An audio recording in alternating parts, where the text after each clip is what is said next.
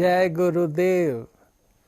परम आनंद का विषय है कि हमारे इस जीवन में भगवान की कृपा प्रतिपल घटित हो रही है।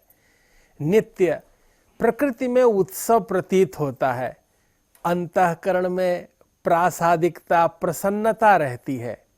यह भगवान की कृपा का फल ही है कि हम इस संसार सागर में आह्लाद का अनुभव करते रहते हैं। इस आह्लाद को समय समय पर हमारी प्रकृति ने पोषित किया है। प्रकृति हमारी माँ है। हमारी सनातन परंपरा में यह धरती, आकाश, वायु, जल, यह सब प्रकृति देव हैं जो पोषण करते हैं, और यह संपूर्ण चराचर जगत भगवान की कृपा का फल है। यहाँ नित्य उल्लास और उत्सव रहता है। इसी क्रम में आज हम लोग अक्षय तृतीया की चर्चा कर रहे हैं। अक्षय जैसे कि नाम से ही पता चलता है, जिसका क्षय नहीं होता उसे अक्षय कहते हैं। अर्थात अनंतता का वास है इसमें, पूर्णता है इसमें, निश्चिंतता है इसमें, और यह अनबूझा मुहूर्त है। इस दिन कोई भी काम किया जा सकता है, कोई भी सामान क्रय किया जा सकता है, वैवाहिक उद्यम किए जा सकते हैं, भूमि पूजन किया जा सकता है, गृह प्रवेश कर सकते हैं, अर्थात सब कुछ कर सकते हैं। प्राचीन काल से ही अक्षय तृतीया को सर्वविध सर्व सुलभता प्रदान कर देने वाला मुहूर्त माना जाता है। यह विशेष रूप से तीर्थों में स्नान करना है, सरोवरों में स्नान करना है, विप्र देवता को प्रणाम करना है। इस काल में आज के दिन जरूर सत्तू का भोग लगाना है। एक घट में जल भर करके विप्र देवता को देना है। दान दक्षिणा देने से अंतःकरण प्रासादिक हो जाता है। दान देना तात्पर्य यह है कि हम अपनी दीनता को नष्ट करते हैं।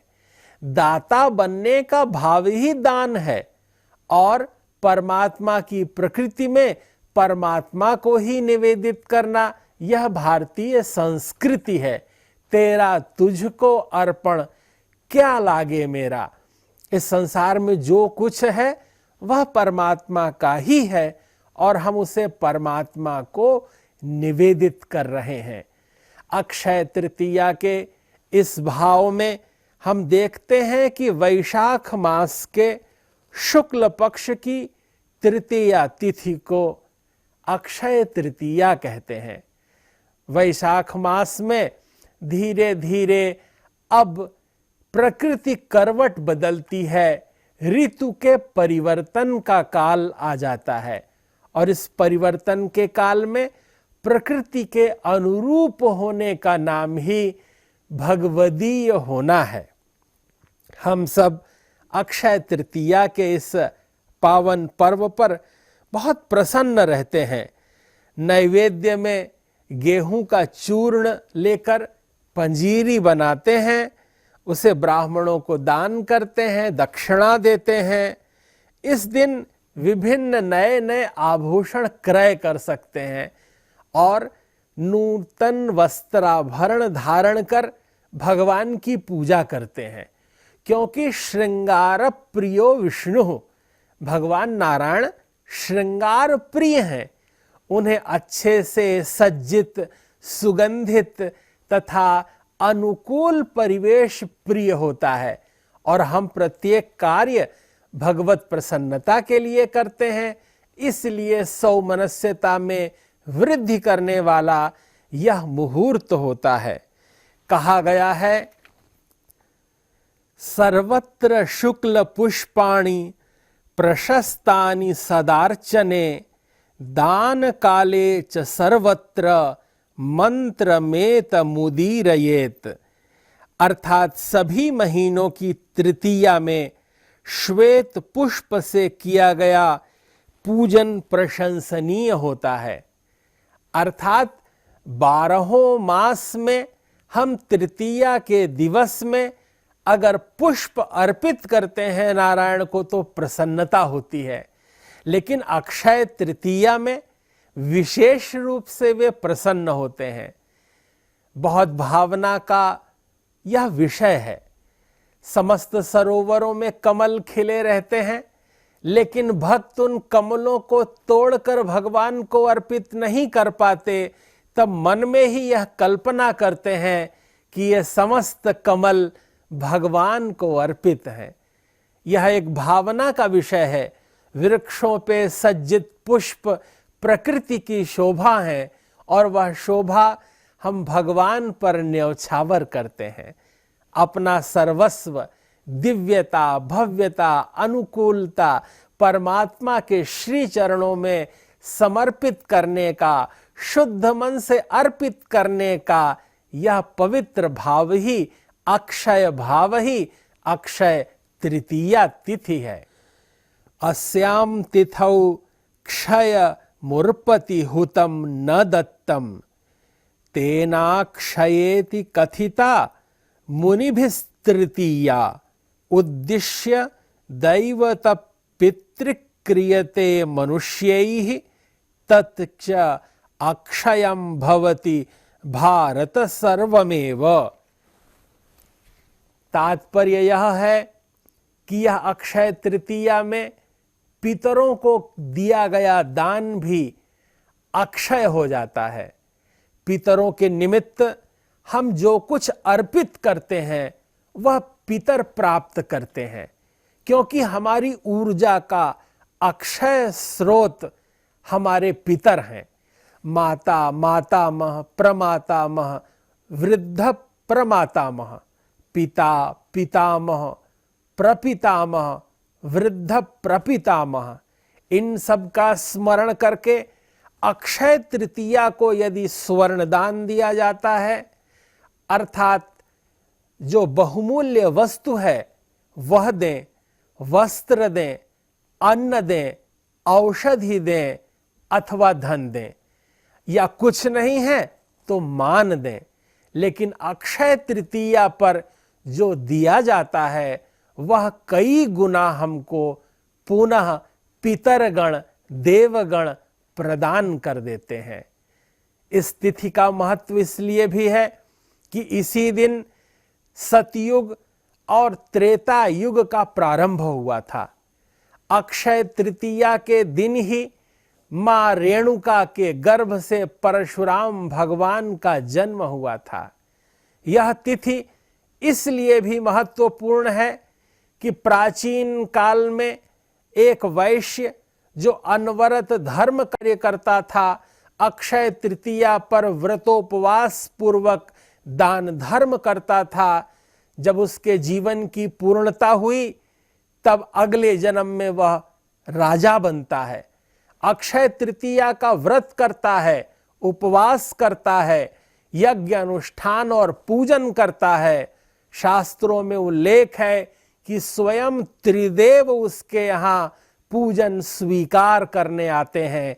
यह अक्षय तृतीया के प्रभाव से ऐसा हुआ।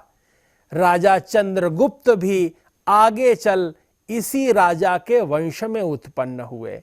इस प्रकार हम देखते हैं कि इस दिवस का बड़ा मूल्य है। शास्त्रों में यह संकेत मिलता है कि हयग्रीव का स्वरूप भी भगवान नारायण ने इसी दिन लिया था। नर नारायण रूपक तपस्वी स्वरूप में जो बाल सुलभ चेष्टा युक्त 5 वर्षीय महात्मा हिमालय पर दिखाई देते हैं, वे भी अक्षय तृतीया के दिवस में ही उत्पन्न हुए थे। और क्या कहें, बद्रीनाथ धाम में भगवान बद्रीश की स्थापना भी अक्षय तृतीया के दिन ही हुई है। उनके द्वार भी इसी दिन से खुल जाते हैं।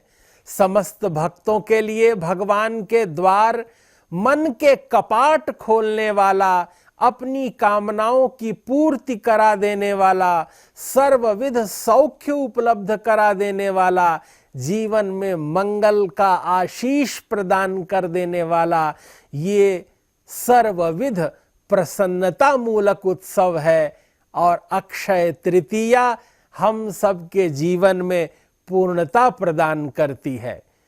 यह जया तिथि होती है। तिथियां 5 तरह की होती हैं और वे 5-5 दिन के क्रम से आती रहती हैं। नंदा, भद्रा, जया, रिक्ता और पूर्णा, जिसमें यह तृतीया की तिथि जया तिथि कहलाती है। अक्षय जय होने लगती है, इसलिए अक्षय तृतीया का मान सबसे श्रेष्ठ है। अक्षय तृतीया की तिथि अत्यंत मांगलिक है। जैन धर्म में भी अत्यंत प्राचीन काल से जो प्रथम गुरु ऋषभदेव भगवान हुए हैं, उन्होंने भी इसी दिन इक्षु रस से पारण किया था। जैन संप्रदाय में लगभग 400 दिनों का व्रतोपवास होता है, जिसकी पूर्णता अक्षय तृतीया के दिन ही होती है। अर्थात विभिन्न धर्मावलंबी अक्षय तृतीया को पूर्णता का प्रतिनिधित्व करने वाली तिथि मानते हैं। भारतवर्ष ही नहीं, संपूर्ण विश्व में कोटि कोटि परिवारों में मांगलिक उत्सव होते हैं, लोगों के विवाह होते हैं। और यह बात सच है कि अक्षय तृतीया के दिन जो जोड़े विवाह बंधन में बंधते हैं, उनके जीवन में पूर्णता पल्लवित होती है। यह तो अनबूझा मुहूर्त है। अपने आप पारिवारिक संयोग के साथ सब लोग मिलकर आनंद और उत्सव मनाते हुए यदि अक्षय तृतीया के दिन कोई भी कार्य करें, पाणी ग्रहण संस्कार ही अपूर्व फलदायी नहीं, सभी संस्कार पावनता प्रदान कर देने वाले हैं। इस शुभ मुहूर्त पर सभी के जीवन में आमोद, प्रमोद, प्रसन्नता, उत्कर्ष, उल्लास और नित्य नूतन रचनात्मकता रहती है। समस्त विश्व में ज्ञान का, विद्या का प्रचार प्रसार हो। पूज्य महर्षि महेश योगी जी ने निरंतर संपूर्ण विश्व में ज्ञान के अभ्युदय का ध्वज फहराया है। आज वेद विद्या मार्तंड ब्रह्मचारी डॉक्टर गिरीश जी भी अनवरत इस शिक्षा के प्रसार उद्यम में लगे हुए हैं। हम सब महर्षि शिक्षा संस्थान के माध्यम से अनवरत अहरनिश भारतीय वाङ्मय, हमारी सनातन परंपरा, हमारे धर्म प्राण ऋषियों के जीवन के विविध पक्ष, हमारी ऋतुएं और हमारे इन ऋतुओं के जो मार्गदर्शक तत्व हैं, तिथि, त्योहार, व्रत, उपवास, इनका परिज्ञान कर रहे हैं। संपूर्ण विश्व में शांति हो, आह्लाद और आनंद हो, सभी प्रसन्न रहें और निर्भय रहें। इस सात्विक संकल्प से, इस पूर्णता के आनंद से आप सभी को अक्षय तृतीया की बहुत बहुत शुभकामना, बहुत मंगल कामना। जय गुरुदेव, जय महर्षि।